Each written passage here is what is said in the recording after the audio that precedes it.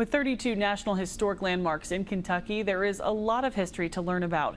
One of those sites is Camp Nelson in Nicholasville.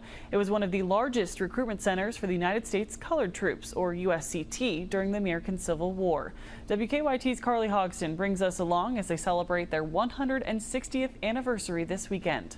Here at Camp Nelson, people from all over have traveled to celebrate the 160th anniversary of the National Monument. Park Ranger Steve Fan says that this weekend is a way to remember the history.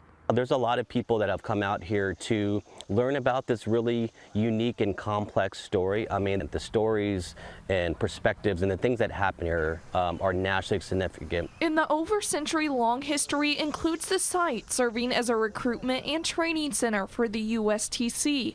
This weekend, the activities and lessons focus on their journey and their families who followed them here to escape slavery. There are living historians here that are portraying African-American soldiers. That includes descendants of soldiers that were here 160 years ago. One of them is Tammy Gibson. So she would rinse this and she would use her hands.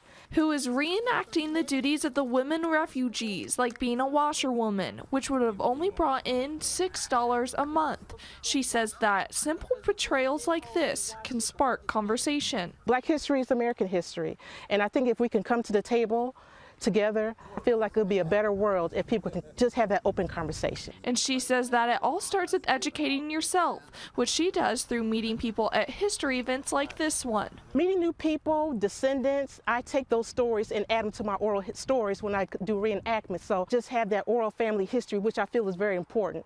And you can come learn about the people of Camp Nelson any day, as the site offers trails and tours daily. In Nicholasville, Carly Hogston, WKYT. The anniversary fun will continue through tomorrow and is free to the public. To learn more, you can check out this story right now over on WKYT.com or visit the WKYT News app.